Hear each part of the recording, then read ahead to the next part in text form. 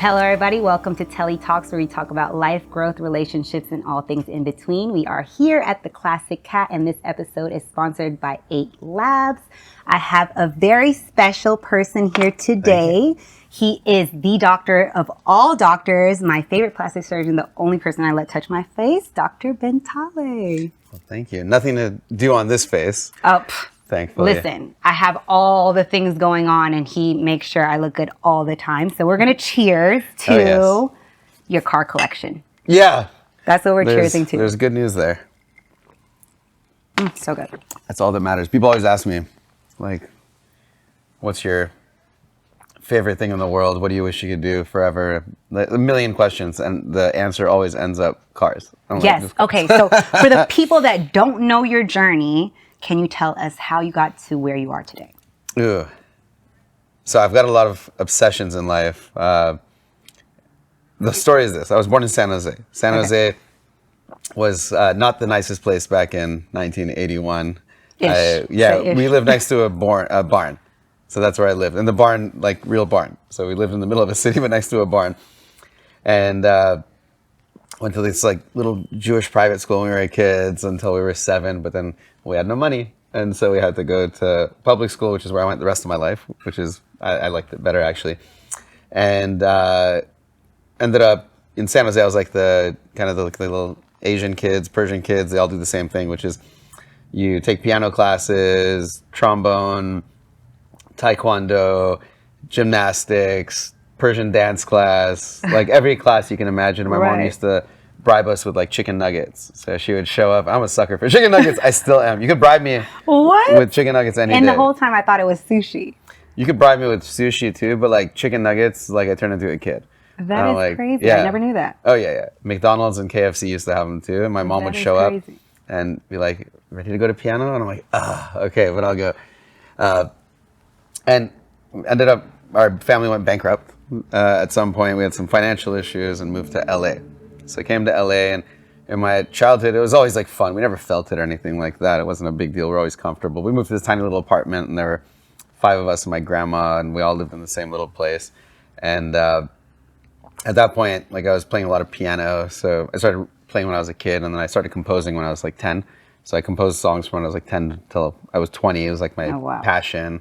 And even in competition with like some of the other kids, there was little Asian kids in the class who were very like cocky as they were young, and we had to pick a song and bring it to class for everybody to play, like your favorite song. So instead I just wrote a song because I was composing. Because you're a genius. And then, but to mess with the little Asian kids, like my hands can span 10 keys, no problem. The little Asian kids may barely make an octave. So I made a song where it was all in tenths. And they couldn't play it. Yeah, they couldn't play it.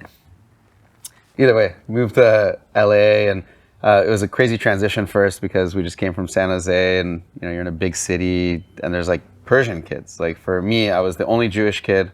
I was the only Persian kid. Like nobody had heard of it before.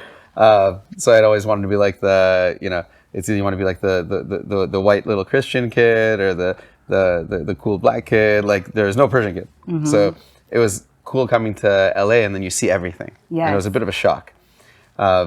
But I loved it. And from there in high school, like I was not the worst student, not the best student.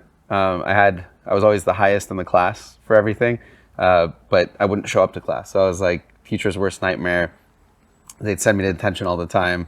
And they wouldn't let me like do certain things like valedictorian or things like that. But they knew you were smart. Well, I had the highest grades all the time. But you wouldn't go because it wasn't challenging for you? I fall asleep. I go to class and I just fall asleep, or I start bugging the teacher anyways. And then luckily my sister was the dream of the whole school. She's a year older than me, and she was president of the school. She was founder of Club Diversity. She was like in the journal club. She was everything. So she saved my ass a bunch of times. I'd end up in the dean's office or in the dean, and the dean would say, "Ben, do you know what this is right here?" I'm like, "No, what is that?" "It looks like a stack of papers." She goes, "Don't be a smartass. Do you know what's in these stack of papers?" I'm like, "No, ma'am." She's like, "Complaints about you." I'm like, "From who?" Oh my God. And there was one teacher, and like she made a big deal about me breaking into her classroom. It was because she took my friend's yearbook and wouldn't give it back to her. Long story, but either way, that was high school. The rebel middle child. Yeah, and in high school I did a lot. We were water skiing all the time. This is when I started racing boats. This is when I got into cars and we started going to the racetrack. So I started tracking from like a young age.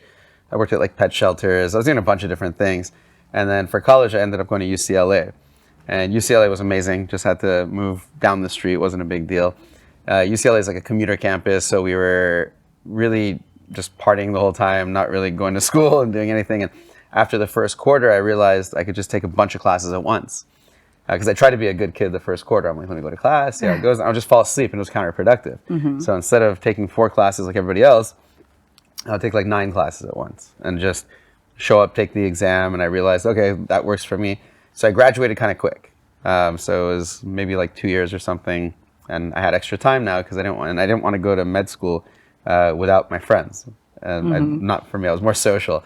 And I decided, let me go to Spain for a bit. So I went to Spain, studied abroad. Then I traveled Europe for like half a year. Then I was a private investigator for a year. What? I did not know that. Yeah, I was a private investigator. I was a good one too. And I bet. yeah, I drove an ambulance for a couple of years as an EMT. I was ski patrol for a while in Big Bear. I was a piano teacher at that point. I was doing a lot of things. So my gosh. It was fun.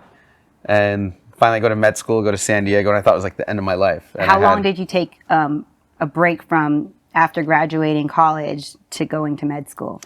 Well, I technically didn't graduate college until I went back and took my last class. Okay. Because you have to stay enrolled, or else when you go to interview for med school, they're like, where have you been, you degenerate? You know, so I had to act like I was still in school. And being a private investigator is what got me full scholarships, funny enough, because they didn't know I was a PI. But I'd go into the interview and they'd ask me questions like, what good books have you read lately? And I'm like, actually several. And because I'd read like 50 books. And they're not used to hearing that. Right. So the dean of like Vanderbilt, for example, they gave me the dean scholarship, which is a big deal there. And he brings me in his office and he asks me that question. And he says, really, a lot of med students say that, but explain to me, like, what books? I'm like, do you want them in alphabetical order or chronological order or by genre? And he's like, whatever you like. And I'm like, all right, East of Eden, Garden of Eden, like Water for Chocolate, Water for Elephants, Sherlock Holmes, and I start listing all these books. And the guy doesn't really believe me. Right. So he says, give me a synopsis of East of Eden. And I go, da-da-da. He goes, give me a synopsis of Exodus. List it off. At this point, the guy loved me. But either way, it helped being a PI because I had to read so many books. Because you're stuck in the car. There were no smartphones back then. This is, 2002 or something. Either way, I ended up going to San Diego. So I still had my like race car. I was tracking a lot at this point. I was an instructor. Still had my boat. Because I had full rides to med school, I took a medical loan to go buy a bigger boat, which was like, nobody's ever done that in the past. And my dad said, Benny, are you stupid? Like, why would you do that? I'm like, Dad, do you think I want to wait till I'm 40 and old to have a boat, or right now when I'm like 23? And he's like, yeah, I guess you're right. And it's funny, I thought 40 was old. Now I'm 41. Right? And you're not old. Yeah. And you look good. Thanks. You maintain yourself very well. And I just feel like you've done so much in a course of 40 years, like moving from San Diego to LA, that transitional change of culture shock and like that melting pot. How was that for you at that age? Oh, it was crazy. And, there were, even with the Persian kids, I felt out of place because culturally I was Iranian with my parents and everything, but I never really met other Persian kids. So that was a bit of a shock. And we went straight into a school where there were like a ton of gangs. And I was in San Jose, this little place. And the second day of school, I got into a fight. And I stepped on, it was like a black kid, white shoe. I don't know if you know, don't step on the white shoe. Don't step on the white shoe. Don't step on the white shoe. Ever. So I stepped on his white shoe and we got into a fight. And that was like my welcome to LA. But then eventually we all became friends. Like, I was friends with everybody in the junior high. I was like the friendly kid. Same in high school. I was like friends with every gang. So I was friends with the Mexican gang. There was and they were all cultural gangs mostly. So it was like, and you're just so diverse. Like you can just adapt to different things, adapt to different people. Like, I mean, you play the piano, you cook. Like you're a surgeon, not just like you're not regular in anything that you do. I haven't like seen you do anything and it's been like regular. Your house is beautiful, one, and far from regular, guys. He has like the ultimate bachelor pad. Not intentionally. It kind of happened. Oh my gosh. It's literally the best. And then he has one, he's like a mastermind in piano, who's composing at 10 years old. Yeah, well, I stopped when I was 20. You I completely stopped when I was 20. completely stopped composing. Yeah. But you still play the piano. Yeah, but I suck now. Like when You don't suck. I really peaked when I was 20. No, he's being modest, guys, and he's being humble, and he's really, really good at the piano.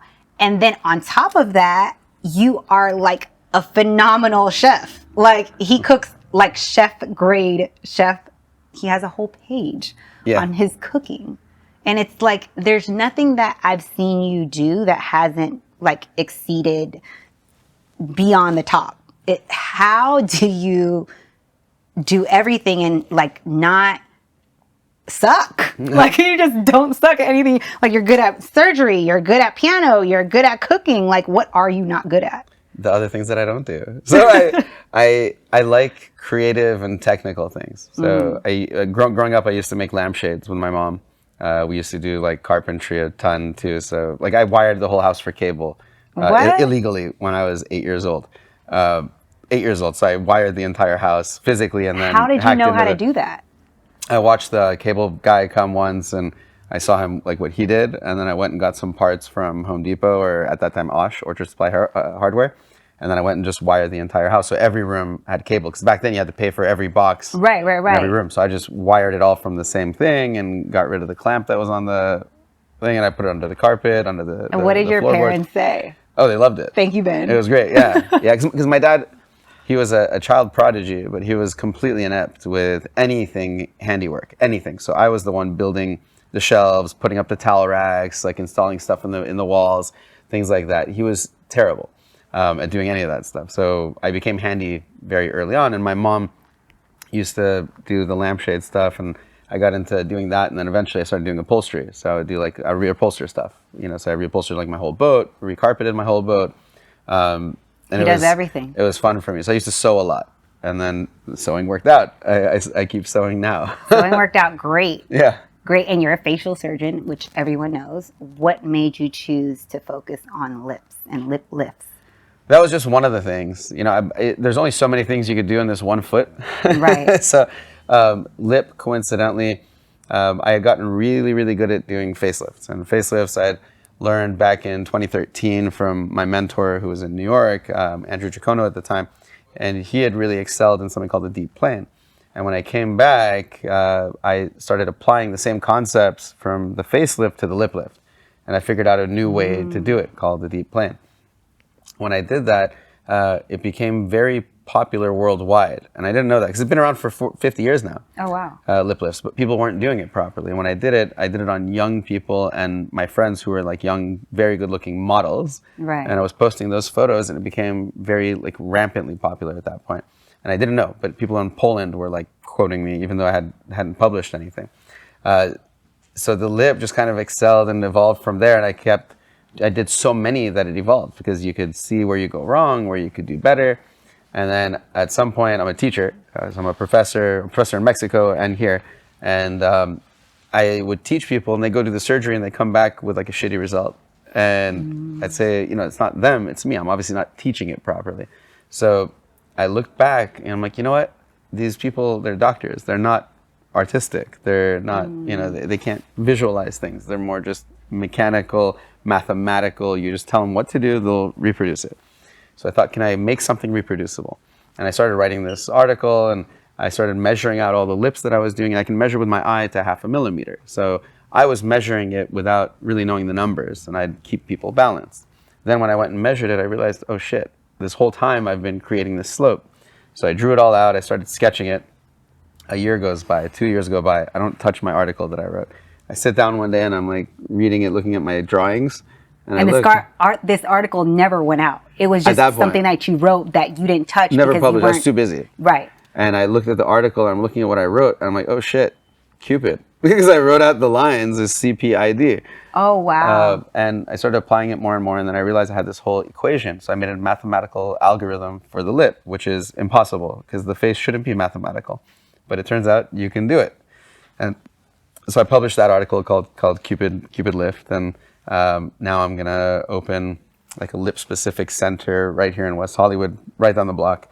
That's going to be called Cupid Lips. And it's just for lips. So you walk in, the front is retail, so it's all lip products. I love it. So you don't have to go to Sephora to find everything, or Neiman Marcus or wherever. This has everything. Everything for lips, only lips. Only lips. Then in the back, we do lip injections, fixing lips, that kind of stuff. And then we have lip surgery, which is the lip lift or the Cupid lift that we do maybe like once or twice a week.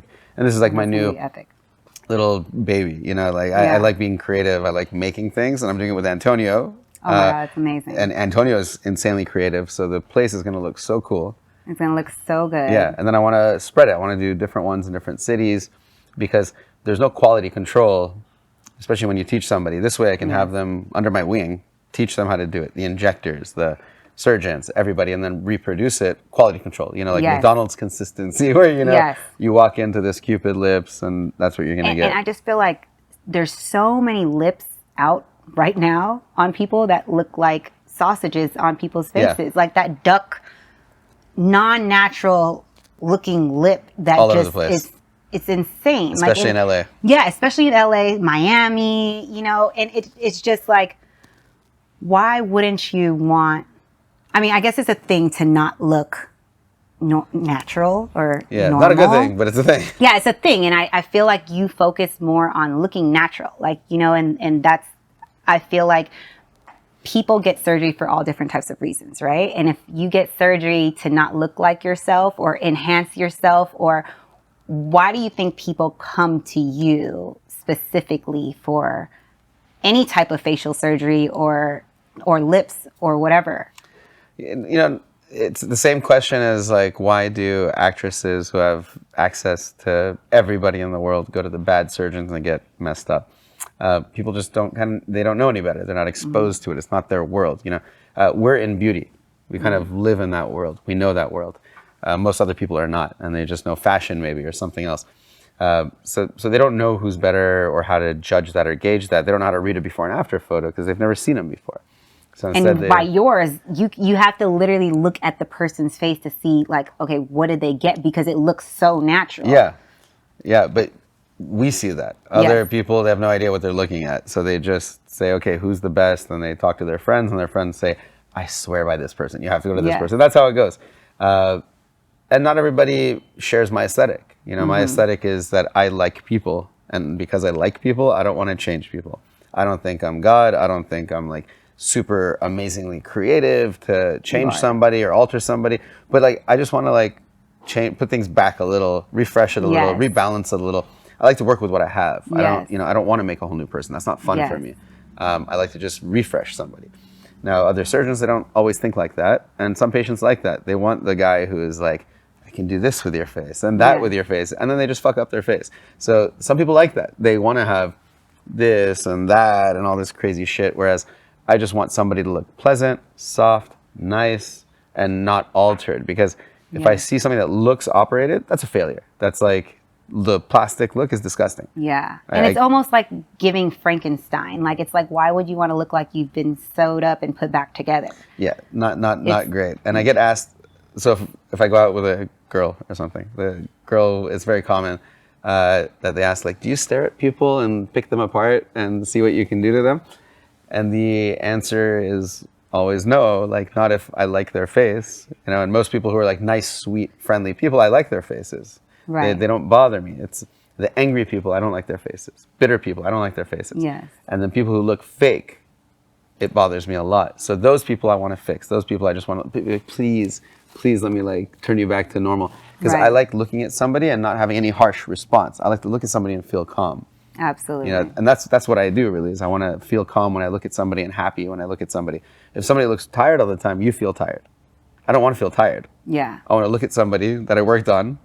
Nothing was done to them, but it just makes me feel kind of energized and happy and pleasant because their face looks happy and pleasant. That's all I want. Absolutely. And I feel like you're the doctor that if I go into your clinic tomorrow and I'm like, Ben, I want this, and this, and you're like, okay, you don't need it.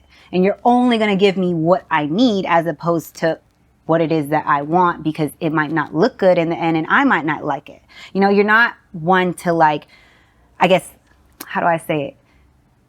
Not fuck up someone's face. Yeah. Like, you know what I'm saying? Like, it's almost like I might want this, but I might not really want it because I don't know how it'll look. Yeah. And I might just be in my head because someone else might think it looks good, or I see this person getting it and that person getting it. And it's like, it just becomes a trend. So what, as far as surgery goes, as far as doing things on your patients, what is a trend that you see now that you're like, absolutely not, I'm not doing it? There's a lot of those. The trends recently are this kind of fox eye, cat eye, Ponytail. stupid thing. Ponytail lift. Ponytail is specifically like a type of endoscopic brow lift that Chachi Keo does, and he's good at it. But other people are not. So they try to get this fox look, cat eye look, this look, and it happens a lot in Turkey where they'll actually try to change someone's eye shape. And I explain to them, they say, well, can I do that? And I tell them, no, it's not possible. It's impossible. They go, no, but I saw it in a picture. I go, I know you saw it in a picture. I'm telling you the result that you want is not actually possible. Meaning you can go get that procedure and you can look like that in a picture for about 2 weeks. And then what's going to happen afterwards is you want it to go this way, you're going to go the other way because you just disconnected your anchor and your eye blinks in this direction. So you're going to start shortening it. And they don't realize what reality is because they're fed, not lies, but just not great information by surgeons in Turkey and Iran and different places. And they see those surgeries done and they love the look. Now, most people would look at it and say, no, you look terrible like that. Like who wants to do that cat eye, fox eye look? But so I try to dissuade people from it by scaring them and telling them. And some people just don't get it. You can tell them a million times, what you're going to get is the opposite of what you want. And they're like, no, but that's what I want. I go, no, you're going to get the surgery and you're going to go the other direction and you're going to get worse. Do you understand? They're like, no, but they don't get it. Yeah. So I try to scare them as much as I can, keep them away from that, but it's hard to do. And you have other weird trends that kind of come and go, like dimple forming surgery and things like that, depending on who posts it. And I just, people don't come to me for that stuff because they know I'm too normal. I've had friends who don't come back to me for things because they know I'll say no because what they're asking for is stupid. Like what they're asking for. And you'll tell them that this is nuts. You sound crazy. You're going to look, Yeah, so they don't come back to me. They just say like, I know you're not going to do it, so I'm just going to go to somebody else who does it. And then they come back to you when they need to get it fixed. They look terrible. Yeah, they look terrible. They don't get it. Especially like the dumbest thing in the world to do is come to me and I give you a recommendation about the lip specifically, and then you go to somebody else, they give you a different recommendation, you follow that. That's a clear mistake. It's like nobody knows more about the lip. Right. Sure, we have different aesthetics and different tastes, but like I've experienced so much with it, I kind of know like what's good, what's bad, what turns out well for people. And when they don't listen to me in that scenario, it's like always wrong. Sure, there's other scenarios where they say, I want a little filler, this, that, and I tell them, don't do it, you don't need it. Then they go to somebody else, they get it done, they look fine, and they like it. So that happens. I don't always, because I don't want to do something on someone unless it's going to make a difference. Right, absolutely. It's not fun for me. I don't do this for patients. Like, that's not why I'm really good at it. The reason I'm really good at it and obsessed with it is not for the patient. Like, I love the patients, I love to make them happy, but that's not why I kill myself at all. Like, because patients can be assholes. So it's not why I kill myself. I kill myself because I want to be the best. I want to make the best results. I want to look at my before and afters and be proud. And if I have a before and after that is really not that impressive, I feel like shit. If I have a before and after and somebody else has a better one, and a better one, the same kind of person, I feel like shit. So that's why I kind of push myself. If it were for patients, I would retire. Like I would, at some point you get tortured by a lot of them. And you can have 99% amazing patients, most amazing. My practice has amazing patients and 1% nasty, and you just don't want to deal with people anymore. Right. So the thing that drives me every single day is me just wanting to look at my pictures, which is why, certain procedures I don't love so much because they don't let me use their before and afters. And if I don't get to use them every once in a while, then my ego is getting hurt. Because, imagine you're like a painter and you're like, I made the most amazing painting in the world. And someone's like, no, you didn't. Show me. Yeah. And so that's how it is for me. If I can't show it, it starts to hurt my ego. And then after a while, I fall out of love with the procedure because I can't show it. It doesn't matter how good I am at it. It doesn't matter if it makes money. I don't care. I want to show off what I can do. Or else I would have done something else. I would have gone into like finance or some stupid ass job. Absolutely. No offense to like finance people, but. So when people come up to you and I'm like, they want these lips, right? What is the most requested lip or picture you see or they show you? Oh, for lips, it's kind of all over the place. For brows, it's always Hadid, whichever one. I don't know the difference. And then Bella. Bella, and then Kendall Oh, Jenner. So yeah. it's always those for brow. And interestingly, I think one of the Hadids had like, from what I remember in the photos when someone showed me, like, how do I get this brow? I'm like, she hasn't even touched it. She just plucked out the side and drew it higher, and she's wearing a tight ponytail.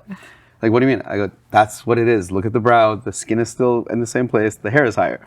And she's in the tight ponytail. Now, eventually they maybe did something, but early on, when everyone thought they had something done, they hadn't.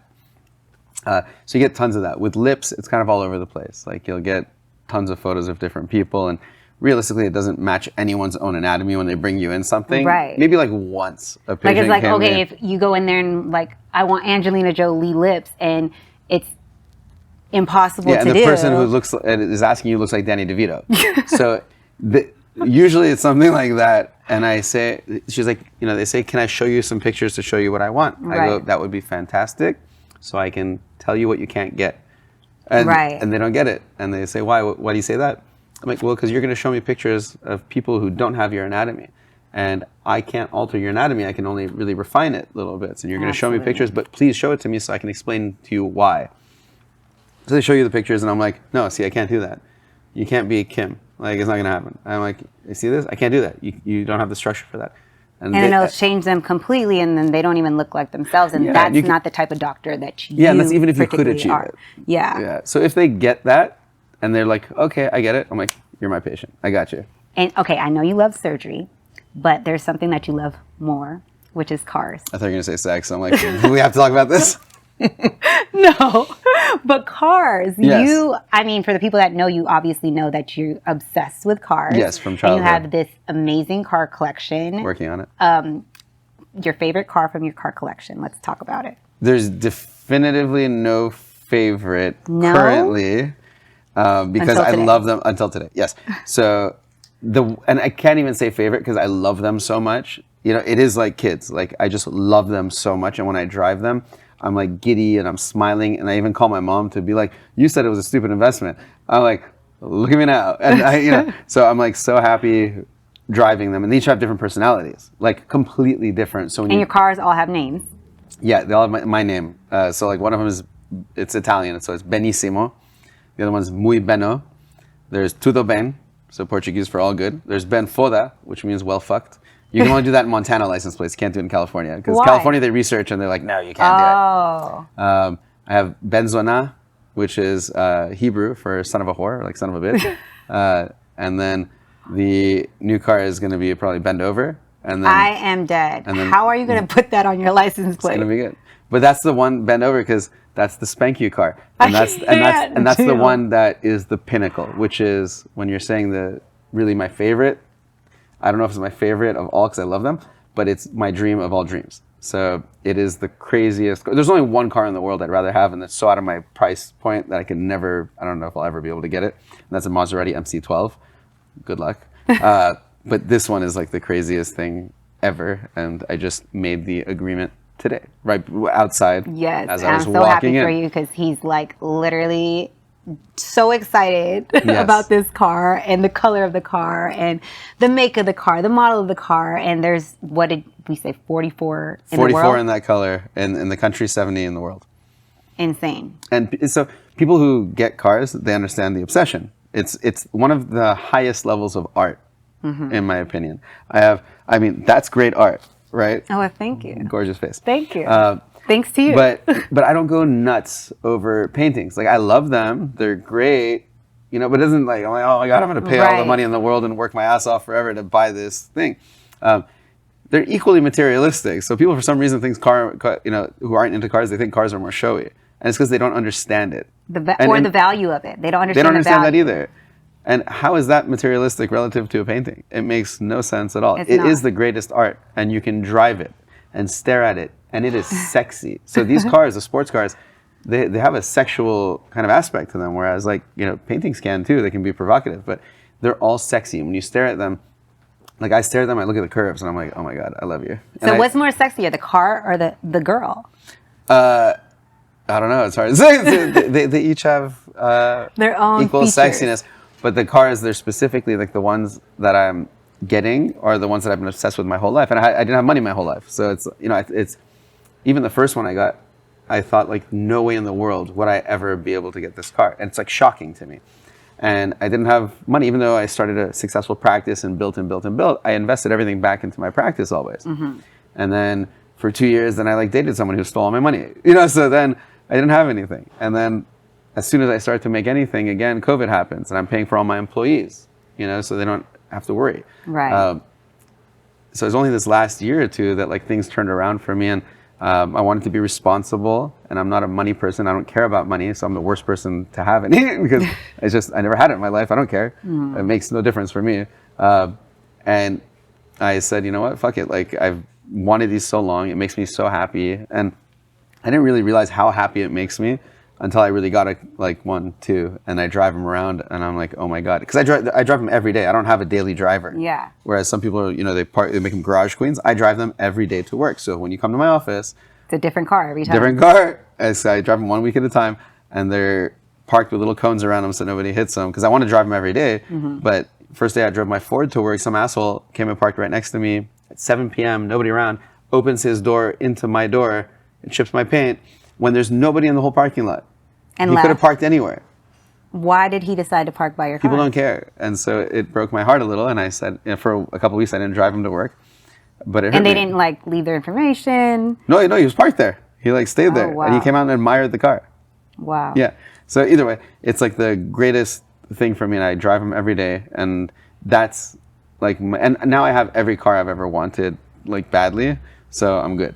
And you have 5.5 cars. 5.2. Okay, 5.2. Let's talk about the 0.2 new edition that you have, because this car is epic, guys. So that's a BMW Isetta 300, which is a 1960-63 range, or 1960 car that Steve Urkel used to drive, if you remember. Steve Urkel's car, guys. It's literally like this big. Yeah, and it's in my living room. So I drove it through the door, drove it around my house. Mind you guys, he used to have I don't know if you still have it, Iron Man in your living room. Did Iron Man replace? Okay. Yeah. He had a life size, right? Oh yeah. Big, Iron Man. Big Iron. If you come to my house, it's like a 10-year-old was able to design a house, like the movie Big. No, I feel like it wasn't I feel like it was like a 21-year-old bachelor. 21 makes sense. That has a good financial amount of money. It's like a playground for a man. He has what is it, like an elevator lift for your cars that you could see through your house. He has an amazing view of Beverly Hills, and it's the bachelor pad. It worked out. So the house I lived in an apartment before I had a condo. I sold my condo for the white car. So it was a better investment actually, because the condo went up nothing in 6 years. The white car went up like $300,000 in a year. Oh wow! So it really makes more sense. Is that the Back to the Future car? Wolf of Wall Street. Wolf of Wall Street car that you guys took a picture and then had the whole reenactment. Oh my god, I'm obsessed. Yeah. I saw that and I was like, oh my god, I'm obsessed. I love it. And no favorite car. No, and most people have car collections or cars. I don't even call it a collection because it's not that big. It's like a small grouping, but they don't get to see them. They don't get to drive them. Yes. They buy them and they put them in a storage or a garage somewhere. They don't even see them. Mine's in the middle of my house. Exactly. And you see it every day. And that BMW is inside the house, which is... How was that getting inside of the house? Because the process that it was like... Yeah, we had to get it on the lift, bring it up, bring it forward, and we had to push it into through my garage into the house, and it ripped the fenders going in, so I'm getting it repainted now. But that's one of the best. I sat in the car, identical to it, in a car auction, and I sat in it and thought to myself, this is so ridiculous, this car. It's so ridiculous. It's stupid not to have it. It wasn't a want, it was a need. I need this ridiculous thing in my life. And I got it, and I stared at it every day, and when everyone comes over, they crack up. So it's so worth it. And I got the craziest deal on it, so it's the best. I got deals on all my cars. Oh my gosh, epic deals. Epic, yeah. The Ford I got from they traded in my last car, or they took it back as a lemon, and they gave me all the money back, and I bought the Ford. So I got really lucky. You're blessed definitely in that aspect of just getting cars, because this car looks like a toy. It's the best. It looks like my dog. Everyone thinks it's not real. Does it really drive? How fast does it go? on the freeway, do people look at you and stare? Oh, the BMW, they pull you over to talk to you, like to take pictures. So I had like two 50-year-old women say, please pull over so I can take a picture. I got very lucky with the car stuff. With boats, it's like, I've had 6 boats, and they're all speed boats for like racing. And, maybe not the best luck, but great deals. Oh my God, let's talk about the boat situation that happened where you're just stranded in the middle of nowhere. Where were you? Here? Yeah, I was in the ocean. So I've submerged one boat, which was just parked overnight, but then I sank that one. So that was a long time ago. And cigarette. No, it was a different brand. And we were out in the ocean, and it was fine. I mean, we pulled it out ultimately, but yeah, it kind of sank, and then we pulled it out. It was fine. It was just water came on. And then the next one was called Please Don't Sink. And everything happened to that boat but sinking. Like, oh my God. 3 engines blew. Someone stole my drive. 6 propellers I went through. Shervin, my friend, one time left open the cap for the hose, and it sprayed salt water all over the engines. And that was 2 distributor caps that I had to change again. Like it was a bit of a curse. And then I bought one with Scott Disick. We had one for like a year. And then now I'm building the new one, which is, you know how my Ford is called Muy Beno? Mm-hmm. It's called Muy Beno. Okay. So that one's going to be... This is brand. I've been building it from... That's one in Alabama. It's currently in Fort Lauderdale getting the interior done. So I've been working on it for over a year. And it is my dream of all dreams. It's so boats over cars, or cars over boats. Boats give you more happiness and peace for sure, and you can share it with more people. Mm-hmm. So the boat's a little bit nicer because you could freak out like 8 people at a time. They all think they're going to die. And their face is like shh. Yeah, because nobody understands it unless they've seen boat racing, and not many people have seen boat racing, so they don't get that you're in a 16,000-pound vessel, 47 feet long, flying 20 feet in the air. In other words, don't get in a boat with Ben because you will flip over in the middle of the ocean. I've never flipped. You just sink in the ocean with your life vest on. I cannot. Okay, relationships. In one, ready to mingle, not looking, focus on work, focus on cars. What are you doing? Fully single. I had the greatest girlfriend ever. We broke up, it's almost a year maybe now, 9 months, something like that. 9 months. Oh, yeah, she's amazing. She's incredible. Just different chemistries, but she's incredible. Since that, I've just been going mellow, and I like being single currently. It's easy fun for me. Yeah, it's just I have so much that I'm focused on. It's nice, and then when I meet people, it's usually within 24 hours I figure out if it'll work out or not.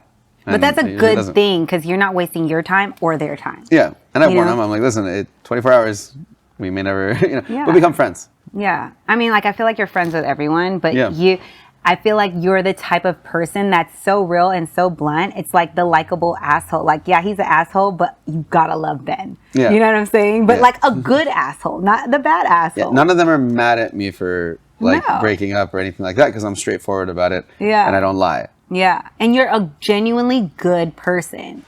Some people just probably don't know how to take your bluntness. Or I'm just really deceptive and nobody knows. Maybe that. Maybe that. Okay, so you have the Cupid Lips. When is that going to be open? Cupid Lips is almost done. We're waiting for permits, so maybe like the next month or 2 we'll open it up. And Jen Hollander, who's my nurse practitioner, and then our new one, Taylor, they are going over there. So they're going to run the injectables, and then I'm going to run the surgery for a while. But I'm doing a bunch of events to get it going. And the second it gets going and it's fluid, I'm going to open one in Miami and then Dallas. Nice. So that's the next 2 moves, and then Toronto. Oh my gosh, it's going to be crazy. Yeah. The Toronto one's going to be crazy. I'm sure Antonio's doing it. Antonio's doing it. Yeah, oh my gosh. Yeah, so we're doing that, and then I'm opening up Etern, which is a center for energy and vitality, which is... Oh, wow. Yeah, I'm doing that with Drea and Sunny. Oh, I love them. Yeah, it's in the middle of Beverly Hills, and the idea there is to give you natural energy rather than like caffeine, HGH, testosterone, that kind of stuff that ruins you. We're going to try to give you natural supplementation or hyperbaric oxygen treatments or ozone. So non-invasive, everything non-invasive. Non-invasive with some IVs and that kind of stuff, like cool stuff. And then the areas that we're treating are sexual energy, performance energy, and daytime energy. So the sexual health part's going to be really interesting because we're not going to be a sex clinic. Right. We will provide certain things that'll make all those energies better. Just you feel more energized in all of those things. and then have a couple little like boosters here and there if you're having any trouble with stuff, and maybe shockwave therapy and a couple other things that do help, like erectile dysfunction or orgasm issues, things like that. Oh, wow. But easy ones. We're not sex therapists. We're, we want to be like an in and out. Yeah. Come get your boost. Yeah, we're like a coffee shop, but for sexual performance and. Oh, that's gonna be epic. Yeah. And when is that opening? That is taking a while because of permits. So yeah, 4 months. That's still in Beverly Hills too. Yeah. So when I run for City Council of Beverly, I was supposed to do it this year. Are you really? Yeah, I'm going to. What? Part of what I'm going to try to do is at least fix Beverly Hills. Yes. Because the permitting issues alone have it's cost us $1 million in the past year, because you have lost revenue, you have lost rent, you have all this stuff, and they don't care, and there's nothing. They just like, oh, we're busy. Go hire more people, because I lost $1 million. I could have paid for your person $100,000 a year, right, to do that. And it's not just me; it's like hundreds of people, and it's in every city. So it's really crazy that they don't have more plan checkers and things like that. So that's gonna be part of what I want to do with City Hall. And then with City Hall, you become mayor automatically 4 years later. So I'll be mayor for like a year if I get elected. Oh, that's gonna be epic. Yeah, the next thing in my life to do. Oh my gosh. Wasn't doing enough. Yeah. You're gonna be so. I'm writing a book too. Are you really? Yeah, for mouth. Oh my gosh. Did you already start? I have the chapter, the outline, the table of contents, and I have contributors, meaning other doctors who are going to do it with me. Oh my gosh, that's going to be epic. But it's been a year. I've been kind of like... Is it going to be like textbook or yeah, like... textbook. Oh, wow. It's called Perioral Beauty, and it's going to be for dentists, whole mouth, not just injectors. lips. Yeah. Oh, wow. Whole mouth, so you understand the mouth. Because to do eyelid surgery, you have to know the eye. Mm-hmm. Even though you're just doing like skin, you have to know about the way the eye tears, the position of the eye, other issues that can happen with strabismus, with all these other things. Not just exterior, interior. Yeah, you have to know it all. Mouth is the same, and nobody who does lips knows mouth. I've done lip lifts. I did a lip lift on my friend, and she knew I wouldn't take her lip lift anymore. She goes to somebody in another state, gets it done, extra, comes back, she can't close her mouth. Wow. And I don't want to say anything, but she's like, dry mouth, it's hard to talk. And, I had to at some point point it out. I'm like, And that he will, because I remember I came in for my face and you were like, no, you need to do your neck. And I'm like, my neck? Like, what's going on with my neck? But you see it. Yeah. You see it, but I might not see it, or I might not notice it, or I might not know. But it's like, you see it, and it's like, you're not going to be quiet about something that you see, especially if you know you could fix it. Well, yeah. So that one like bugged me, because there's obviously, I see things in mouths that other doctors don't see. So it's not smart to go do something when I'm going to say no, because there's another reason that the other doctor doesn't get. And this is one of those cases where she came back, she can't fucking close her mouth, and that's a big deal. Your mouth gets dry, you start making sounds, you start getting depressor hyperfunction, all this stuff.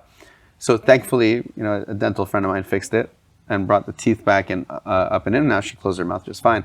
But that's what I want to prevent. I want people to understand the mouth fully, in and out, function, injectables, dissolving, anatomy, things like that. Like, people don't even know the anatomy of the lip, and they inject it all day. And I made a reference or analogy during a lecture I gave at an international conference about injecting the lip without actually knowing what's behind, meaning seeing it surgically, is like using a glory hole in a bathroom gas station, in a gas station bathroom. You don't know what's on the other side of that glory hole. And I came and sat back down, and Mike Persky, the surgeon in Encino, he's like, Ben, I really like your lecture, and the analogy was interesting, but I didn't understand what a glory hole is. I can't. And he Googled it, and is this what you meant by a glory hole? I'm like, yes, Mike Persky, that is exactly what I meant by a glory hole. You shouldn't use one. Oh my gosh. And it's not attractive. Like, it's not attractive when you don't look good, or it doesn't look right. Right. Or you can't function your mouth or your face. Yeah. And I tell injectors too, like, if you ever inject into a vessel on someone's mouth, it's because you didn't know the anatomy. It wasn't a 1 in a million chance that it just happens in 1 in a million people, and that's the risk. No, the risk was 0. You caused it. There's no unknown risk. You caused it. It's just they don't know the anatomy. So is that with all injections? No. So there's certain places that have inherent risk to them where you don't know if you're in a vessel or not, because it's kind of in a blind spot. Right. And there's other ways to avoid injecting into a vessel by pulling the syringe for like 10 seconds or things like that. But with the lip, you either do it properly or you don't. And if you don't, you can hit a vessel. Insane. And I know that can happen in the eyes too, like the under eyes. Yeah, so injecting the under eye is not where the risk is for the blindness. It's actually like up here around the side of the nose. When you get up here in the on the sides, in the midline, there's not much risk. It's like, Vessels though. Vessels yeah, under so you your hit eye. these vessels around this area. Oh, That's wow. what can blind people, or in the forehead right above. Oh wow. Yeah. But can you break bust a vessel under your eye, or Oh yeah. You can always bruise and bust Yeah. it, but it's just a it bruise. just doesn't do it? No, it's a black eye and it goes away. Not a big okay. deal. But you won't blind somebody from under eye injection. Got it. Yeah, Got but it. you could hit a vessel if you don't know where you are. If you're not on the bone. It's happened. Yeah, it's happening. It's happened. Okay, so for everyone that comes on, we play this super toxic game. Okay. Super fun. Love toxic. It's called Pick Your Poison. So I'm gonna play with you, so you're not on a hot seat by yourself. Let's do it. Rules of the game. It's a game of would you rather. So would you rather do what's on this card, or would you rather do what's on that card? Okay. Rules is you have to answer. You can't remix, but you can give your explanation as to why you answered the way that you did. I got you. Okay, let's do it. So you can justify your perversion. Yes. You Good. can justify your poison. Pick 6 cards. Pick the nastiest, please. I got you. Okay, I'll put this one back because it's not that bad. I mean, it's got to be better than the. And then go ahead. That's not that bad. Okay, you pick your cards too. Oh, okay. So I just. Because I'm going to play with you. Yeah. So I'll just pick them blindly. Let's Yeah. see. Go random. Okay, I'm going to change this one. Okay, so I'm at 5. And then 6. Okay. Okay, these are great. Oh, that sucks. I mean, that one's boring, but fine. You could change it if you want. Okay, I got great ones. I'm ready. No, I'm taking this one away. Are we allowed to we can just pick a couple? Yeah. We're going to do like... No, not doing that one. I mean, these are just hilarious. It's the best game ever. It just makes everyone feel like they're not being interrogated. You know? Yeah. No, we're not doing that one. Okay. Okay, these are good. Okay. I'm going to go first. Okay. Oh my God, that one's good too. Okay, so good. Okay, Ready? fantastic. Okay. First one. Would you rather offer oral sex to the 5th person you see every day, or have your child catch you cheating on your spouse? Oh, fuck. Oh, well, it has to be the child thing because the 5th person could just be a dude. Or well, as a person, so Yeah, I'm gonna have to have the kid. Sorry, What are you gonna say? it's trauma for life for the kid or for me. I'm sorry. So, but your kid's through trauma, not you. The kid can deal with that kind of trauma. Like mine That is true. Mine would be could potentially be like prison trauma. That Like, is- yeah, That is true. Yeah. That is very true. it's a scale. All right, you ready? Okay. Yeah, I'm ready. All right. Wait, so do I Read one card or the other card. Oh, okay. Would you rather be sexually attracted to another species Okay. or register yourself as a sex offender? Oh my gosh. Like actually Okay, attracted. Like so- you walk around and you look at like an ostrich and you're like Why can't it be like an alien that looks like a human? No. Another species of animal that's on this planet. So like Does the card ostrich say animal? or like a peacock and you're like, I really want to bang that peacock. And what's the other card? Register yourself as a sex offender. So Megan's Law, everywhere you move, you have to go introduce yourself to those people. And you can look it up online. Can I be registered as a sex offender but not actually be a sex offender and say like I had to register because You can't say why, but you don't have to sexually offend anybody. Okay, so I don't have to actually be a sex offender, but Correct. But everyone will think you are. that's terrible. Yeah. So is banging an ostrich. So which one? I cannot. Even a chihuahua, possibly a chihuahua. I would have to do the sex offender. I just couldn't be with an animal. Couldn't bang a chinchilla. No. Okay. Okay. Absolutely not. All right, so you're a sex offender. Good to know who you actually are. Okay. What would you do? I don't know. That's not my question. Okay. I cannot. Okay. Would you rather masturbate in the middle of Times Square? Already done it. Or watch your significant other have sex with someone else? Oh, easily masturbate in the middle of Times Square. And just like everyone watching? First of all, when and why would you do this? I mean, the best would probably be New Year's, and nobody notices. Because there's so many people. Yeah. Okay. To each his own. I've thought this out. Clearly, I've got a plan. Clearly, he's a very smart man, guys. I've got a time and the date. I can't. It's on you. And you got to finish exactly at midnight. It's a game, actually. It's a game. Yeah. Do you guys go to like New York and like plan this game? Yeah, I used to live right next to Times Square. I was on 53rd and 8th, so I live like right there. So this has happened. How many times has this No, happened? it never happened. But I'm just thinking back. It could have, easily. It definitely could have, and no one would have noticed, especially on New Year's. I slipped and fell, and my hand just kept going like this. So, okay. So, this is good. How do I have one more left? Oh, because you had a whole bunch of But cards. mine become all poopy in a second. So, Okay. would you rather be forced to announce when you have to poop to everyone you're with, Okay. or to go down on someone with uncontrollable gas, which you may already have? Oh, I'm doing the poop one. So every time you just tell everybody. That's fair. Yeah, I'd rather just You do already that. do, Yeah. yeah. Then Yeah. I mean, like, I feel like girls don't tell anyone when they. You start a movement. Yeah. They call it the bowel movement. Yeah. That's good. And then I have like a constipation about TMI, but TMI. I don't really go like that. Like, Yeah. I don't know. I don't know if it's genetics or like, it's just, I just All right. don't. Well, I hope you do tell me next time so we can be like, oh my God, you actually did what the card said. Okay, last but not least, would you stare and salivate uncontrollably every time you smell a fart? Okay. Or wear a ball gag for the next 72 hours? I mean, both of these actually sound enticing. Yeah, I'd say the ball gag, because that's just 72 hours. The other one, you have to do it forever.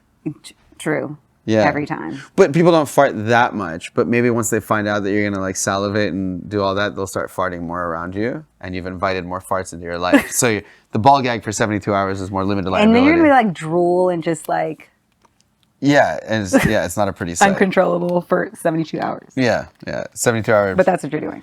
All right. Would you rather let out a smelly fart every Okay. time you orgasm? Oh, embarrassing. Yeah, like that. Or poop out a billiard ball. What? Yeah. Once? Whatever color. Just once. Yeah. And then the orgasm one is every time. I think it's a reflex forever. I'll do the Can't be unlearned. I'll do the ball. Because The I mean, ball. like, we're women, we have kids, and I feel like we have bigger things that come out of our vaginas over Yeah. the ball that might come out of your anus. But you have to swallow the billiard ball to poop it out, I think. No, you don't. You made that rule up. Okay, but it has to get in there. So okay, fine. You have to stick it in No, for it to come out. You have to. don't. How else are you gonna poop it out? You didn't make a billiard ball in there. It's got to get in there. You can transplant it in there Yeah. for me, and then I would just have to poop it out. Fair enough, but it's got to get in there. Yeah, I'd rather have you put me on anesthesia and insert one in there, and then I just poop it out, and then I don't Easy. have to feel it go in, but feeling I feel it go like this out. is a Just numb me realistic, up. practical plan. Absolutely. Yeah. So we're in medical school, San Diego, circa 2005, 6. Old Don't tell me you man did this. comes into the emergency department, and he's like, I'm constipated. Doesn't say how, why, what, or anything. So we try to figure it out. Oh, it hurts. We get an x-ray. The x-ray shows an object in there. What is this? He's like, I don't know. Take him to the operating room. They put him to sleep. Take it out. It's a can of Pam cooking spray. What? With the cap taped on it so it doesn't come off. Pam cooking spray, that big. Why? 7-year-old white dude. He swallowed Pam? No, he shoved it up his ass and couldn't get it back out. But he's done it before, and he probably lost the cap once, so he taped it on to make sure the cap doesn't come off. Because what a pain in the ass that would be. Literally a pain Literally. in the, well, Yeah. what a way to end the podcast. Yeah, and we're out. Tell everybody where they could find you. And this might potentially be the city councilman for Beverly Hills, guys. Vote for me. Coming soon. Love it. Yeah, Tell them where they could find you. Yes, please. I'm Instagram, Dr. Ben Talei. Just Dr. Ben, it pops up, DRBEN. And then you'll find us at Cupid Lips soon, at Etern soon, and City Council hopefully soon. Yes, and in at Roxbury Drive now, if you want your face to be perfectly normal. Yes, I can do that. And that is it for Telli Talks.